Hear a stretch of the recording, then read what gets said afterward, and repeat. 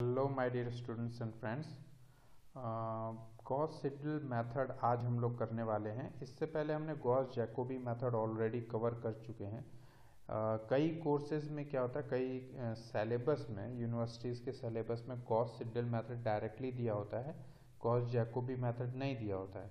लेकिन आपको मैं बताऊंगा अभी कि गॉस सिडल मेथड और गॉस जैकोबी मेथड में क्या रिलेशन है या फिर उनमें क्या डिफरेंस है, that I will show in this today's video. So ये क्वेश्चन जो है हम उसको सॉल्व करने वाले हैं आज। और इस क्वेश्चन को अगर आपने ध्यान से देखा होगा तो इस सेम क्वेश्चन को मैंने गॉस जैकोबी मेथड से प्रीवियस वीडियो में सॉल्व किया हुआ है। सो जो लोग इस चैनल पे अभी नए हैं तो I request you to just subscribe the channel, ताकि आपको इस इंजीनियरिंग मैथमेटिक्स और मैथमेटिक्स से रिलेटेड वीडियोस मिलते रहें। ठीक है। सो इसके बारे में मैं डिटेल नहीं जाऊंगा, ऑलरेडी मैं इस पे बता चुका हूँ कि आपके पास अगर m इक्वेशन है, n वेरिएबल्स है, तो किस तरीके से आपको सपोज m और n की वैल्यू अगर मैं 3 ले लेता हूँ तो 3 का मतलब है नंबर ऑफ़ वेरिएबल्स भी 3 होंगे, नंबर ऑफ़ इक्वेशन भी 3 होंगे। उसके बाद मैं क्या कर रहा था, इन a11 जो कांस्टेंट की वैल्यूज़ या पर्टिकुलर वैल्यूज़ मैंने चूज़ कर ली थी, तो कुछ इस तरह के इक्वेशन बन जा रहे थे। और इसी टाइप के इक्वेशन आपको दिए होंगे to solve the system of equations. ठीक है, सॉल्व करने के लिए और x1 x2 x3 की जो है वैल्यूज़ निकालने के लिए बाय यूजिंग गॉस सिडल या गॉस जैकोबी मेथड्स और न्यूमेरिकल मेथड्स। ये भी मैं आप लोगों को बता चुका था कि कन्वर्जेंस कंडीशन क्या होती है किसी भी आइटरेटिव मेथड में। किसी भी आइटरेटिव मेथड के लिए हमें चेक करना पड़ता है जो उसका कोफिशिएंट मैट्रिक्स है, उसमें हर एक रो में जो एंट्रीज है जिसकी वैल्यूज हाई है, जिस एंट्री की वैल्यू लार्जेस्ट है, वो लार्जेस्ट होना चाहिए बाकी दो एंट्रीज के सम से। मतलब आपने देखा होगा कि हमने जब कोई भी मैट्रिक्स ली होगी या जो क्वेश्चन हम करने वाले हैं उससे आपको क्लियर हो जाएगा कि वो डायगोनली डोमिनेटेड मैट्रिक्स होगा। ठीक है, कोफिशिएंट मैट्रिक्स। और अगर आप यहाँ से भी पढ़ना चाहोगे तो लार्जेस्ट कोफिशिएंट जो है वो ग्रेटर होना चाहिए किससे, आई थिंक ग्रेटर की स्पेलिंग यहाँ गलत है, it should be A. Okay, so then the sum of absolute values of all remaining coefficient in each equation. जैसे कि यहाँ पे मान लो a जो है, a1 जो है वो बड़ा क्वांटिटी है, बड़ा नंबर है, तो ये उतना बड़ा होना चाहिए कि इन दोनों b1 और c1 से के सम से बड़ा होना चाहिए। ये ऑलरेडी मैं बता चुका हूँ आप लोगों को कि ये कन्वर्जेंस कंडीशन होती है। ठीक है, सो अब हम बताते हैं कि किस तरीके से गॉस सिडल मेथड और गॉस जैकोबी मेथड में डिफरेंस है। तो ये तो कंडीशन होनी ही चाहिए, इसी को मैं कह रहा था कि डायगोनली डोमिनेटेड होगा। जब इस मैट्रिक्स को, इस इक्वेशन को आप मैट्रिक्स फॉर्म में चेंज करोगे ax इक्वल टू b में, तो a जो है वो कोफिशिएंट मैट्रिक्स बनता है और x वेरिएबल मैट्रिक्स, और ये जो d1 d2 d3 ये कांस्टेंट मैट्रिक्स बनता है। तो a जो है वो डायगोनली डोमिनेटेड होगा। इसका मतलब डायगोनल एलिमेंट्स जो होंगे a1 b1 और a1 b2 और c3 ये ज़्यादा होंगे b1 और c1 के सम से, a2 c2 के सम से और a3 b3 के सम से। तो यही चीज़ यहाँ पे बताया हुआ है। ठीक है, अब हम लोग क्या करते थे, हम लोग गॉस जैकोबी मेथड में हमने क्या किया था कि जो भी जो लार्जेस्ट कोफिशिएंट वाला जो वेरिएबल है उसको मैं एक साइड रख लिया और बाकी टर्म्स को मैं RHS में ले गया। सो यहाँ से मैं x की वैल्यू निकालूंगा फर्स्ट इक्वेशन से, तो हमारे पास ये आ जाएगी। सेकंड इक्वेशन से मैं y की वैल्यू निकालूंगा और थर्ड इक्वेशन से मैं z की वैल्यू निकालूंगा, तो हमारे पास ये वैल्यूज आ गई।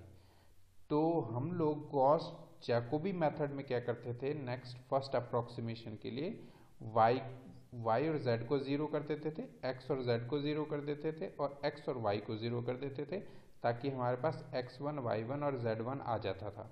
ठीक है, लेकिन गॉस सिडल मेथड में हम क्या करेंगे, जो y1 और पहले तो हम y1 और z1, y और z की वैल्यू को ज़ीरो सब्सटीट्यूट करेंगे ताकि हमारे पास x1 आ जाए।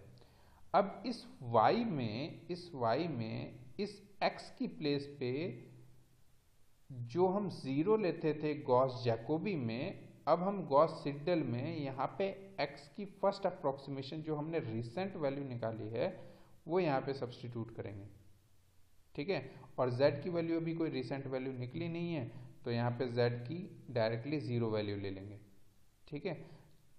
अब हमारे पास x1 और y1 आ जाएगा। उसके बाद z के लिए हमारे पास गॉस जैकोबी में हम इस x को भी ज़ीरो लेते थे फर्स्ट अप्रोक्सीमेशन के लिए, y को भी ज़ीरो लेते थे, लेकिन गॉस सिडल में हम क्या करेंगे, इसमें जो x की रिसेंट वैल्यू अभी निकली है वो यहाँ पे सब्सटीट्यूट करेंगे। मतलब z की वैल्यू अगर मुझे निकालनी है z1, तो ये क्या आ जाएगा 1/c3 times of d3 minus a3 x1 minus b3 y1।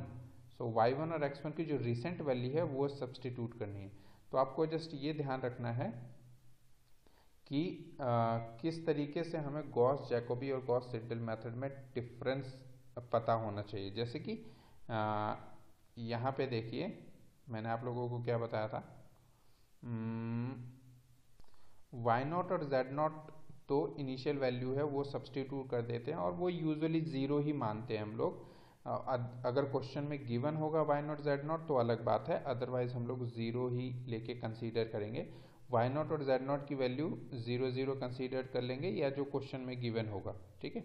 वो यहाँ सब्सटीट्यूट करने के बाद जो हमारी x1 की वैल्यू आएगी उस x1 की वैल्यू को ही हम यहाँ यूज़ कर लेंगे, ठीक है। ये गॉस सिडल की बात हो रही है। गॉस जैकोबी में क्या होता था, यहाँ पे x0 ही होता था, यहाँ पे x0 होता था गॉस जैकोबी में, लेकिन अभी जो गॉस सिडल मेथड है यहाँ पे इसकी रिसेंट वैल्यू आ गई है x1, ठीक है।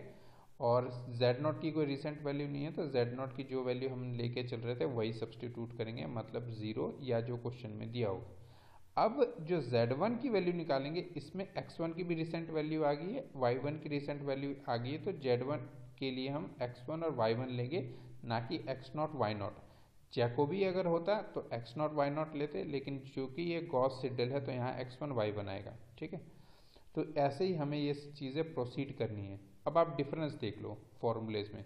गॉस जैकोबी में क्या होता है, अगर मैं suppose r equal to 0 substitute करूँ तो x1 की वैल्यू क्या हो जाएगी, फर्स्ट अप्रोक्सीमेशन यहाँ पर आ जाएगा y0 और z0, x0 z0 x1 x0 और y0, ठीक है। तो आप यहाँ देखोगे गॉस जैकोबी में जो वैल्यूज़ आ रही हैं r इक्वल टू 0 सब्सटीट्यूट करने पे, तो r इक्वल टू 0 सब्सटीट्यूट करूँगा तो x1 y1 और z1 की वैल्यू आएगी, किसके टर्म्स में आएगी, y0 z0 x0 z0 और x0 y0। सिंपल सी बात है, x1 की वैल्यू निकाल रहा हूँ या y1 या z1 की वैल्यू निकाल रहा हूँ तो उससे पहले वाली वैल्यूज़ की हेल्प लेनी पड़ रही है मुझे, किसमें, जैकोबी मेथड में। लेकिन गॉस सिडल मेथड में देखो क्या हो रहा है, अगर मैं k को 0 लूँगा तो यहाँ पे क्या आएगा, x0 और y0 एंड z0, ठीक है। मतलब y0 और z0 ये तो ठीक है, ये दोनों सेम है, ठीक है।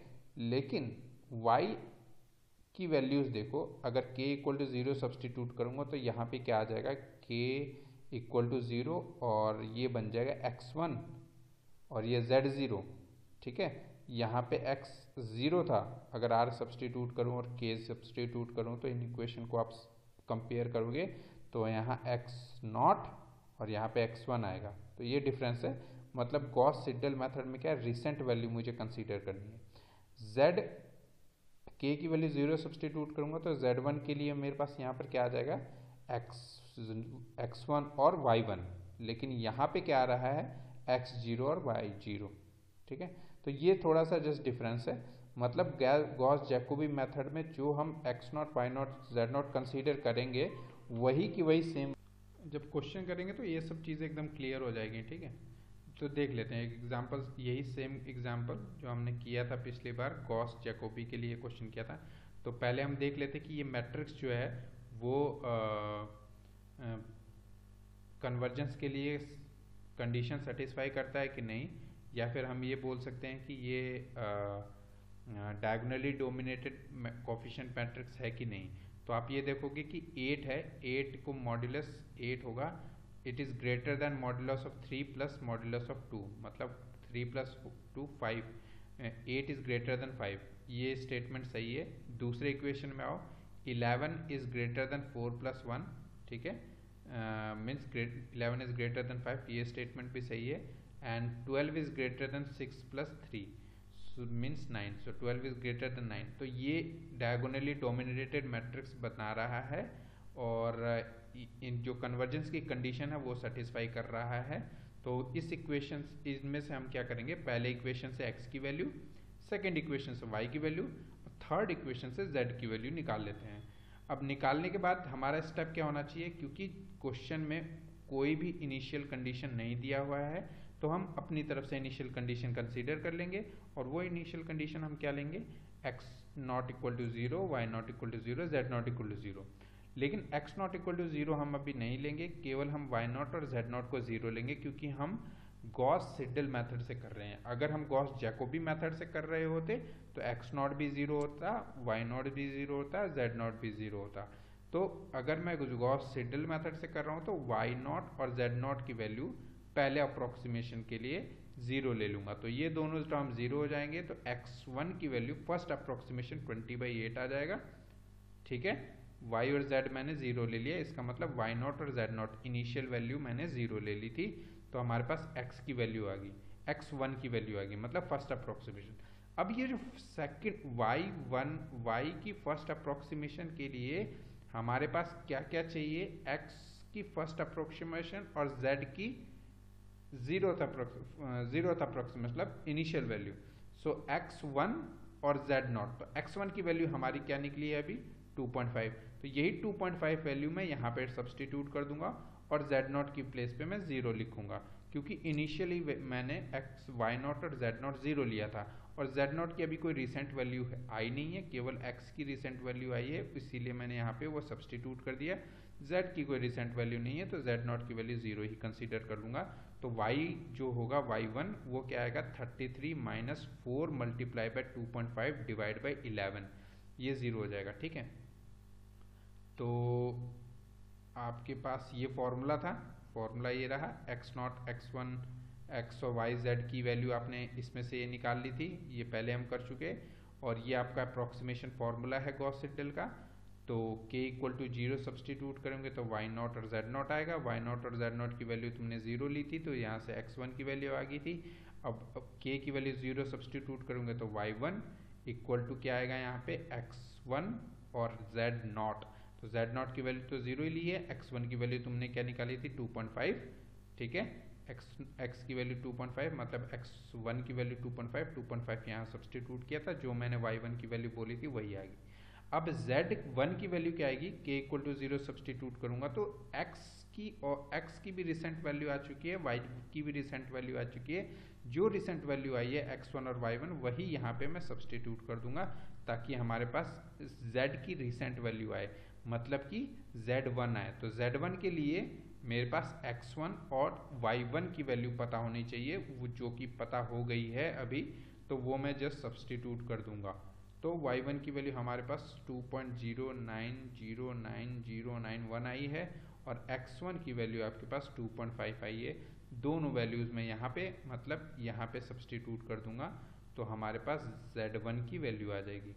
सिमिलरली अब हमारे पास अगर अप्रोक्सीमेशन मुझे x2 निकालना है तो x2 के लिए यहाँ पे क्या आएगा y1 और z1, तो y1 और z1 की वैल्यू तुम्हारी निकली हुई है, वो तुम यहाँ पे सब्सटीट्यूट कर दोगे, y1 और z1 की वैल्यू यहाँ सब्सटीट्यूट करोगे तो तुम्हारे पास x2 आ जाएगा। और y2 की वैल्यू के लिए यहाँ पे क्या सब्सटीट्यूट करोगे x2 जो रिसेंट वैल्यू आई है, और z की कौन सी वैल्यू सब्सटीट्यूट करोगे z1, क्योंकि z2 की वैल्यू अभी तक तुमने निकाली नहीं है, तो z1 जो है उसकी रिसेंट वैल्यू थी तो z1 आएगा, x की रिसेंट वैल्यू x2 है तो यहाँ पे x2 आ जाएगी। और z2 के लिए क्या करना पड़ेगा, यहाँ पे जो x2 और y2 निकाला तुमने अभी, जो y2 निकाला वो यहाँ सब्सटीट्यूट कर दोगे तो हमारे पास सेकेंड अप्रोक्सीमेशन आ जाएगा, ठीक है। सिमिलरली थर्ड अप्रोक्सीमेशन, एंड आप देखते जाओ क्वेश्चन को एनालाइज करोगे तो आपको पता लग जाएगा। x3 में मैं यहाँ पे y2 और z2 यूज करूंगा, ठीक है, y2 और z2 यूज करूंगा y3 के लिए x3 यूज करूंगा, ठीक है, x3 यूज करूंगा और z2 यूज करूंगा, ठीक है।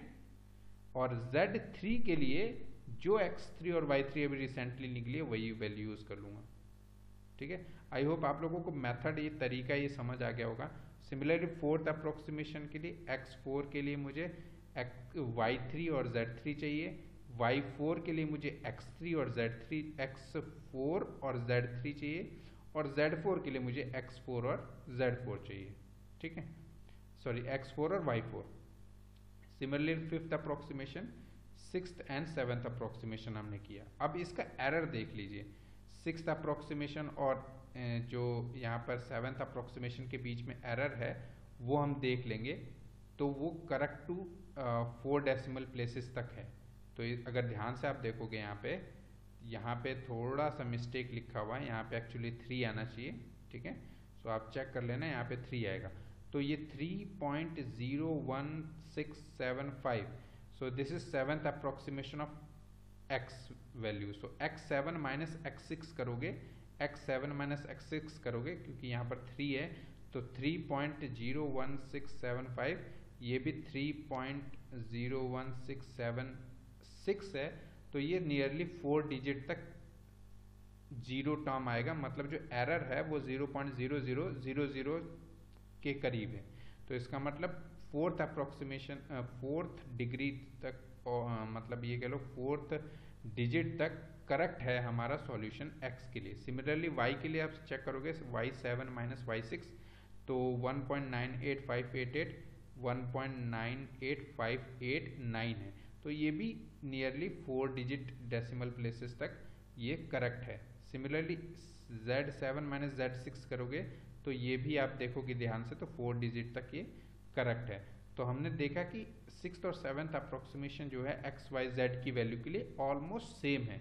इसका सिंपल सा मतलब है हमारा जो सॉल्यूशन है एक्स वाई जेड के लिए, वो तो या तो आप x6 को ले लो या x7 फाइनल वैल्यू आई है लास्ट वैल्यू, तो x7 की वैल्यूज भी आप ले सकते हो। तो ये आपके फाइनली 4 डेसिमल प्लेसेस तक ये आपका करेक्ट आंसर हो गया।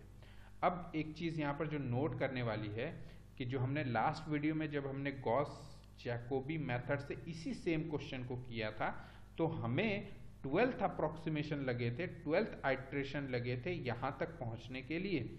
लेकिन गॉस सिडल मेथड से जब हमने इसी क्वेश्चन को किया तो हमें यहाँ तक पहुँचने में केवल 7th अप्रोक्सीमेशन लगा। तो इससे आपको क्या समझ आता है ये आप मुझे जस्ट कमेंट बॉक्स में बताइए, ठीक है। हालांकि वो चीज़ मैंने ऑलरेडी यहाँ पर लिख दी है कि इससे ये पता लगता है कि गॉस सिडल मेथड जो है वो थोड़ा रिवाइज मेथड है, किससे, गॉस जैकोबी मेथड से। सो आई होप आप लोगों को गॉस सिडल मेथड का तरीका समझ आ गया होगा और गॉस जैकोबी और गॉस सिडल के बीच में डिफरेंस क्लियर हो गया होगा, ठीक है। तो thank you so much for watching, और अगर वीडियो पसंद आया है तो लाइक करो, सब्सक्राइब करो चैनल, और इससे ज़्यादा मैं क्या कहूँ। Thank you so much for watching, see you in the next video.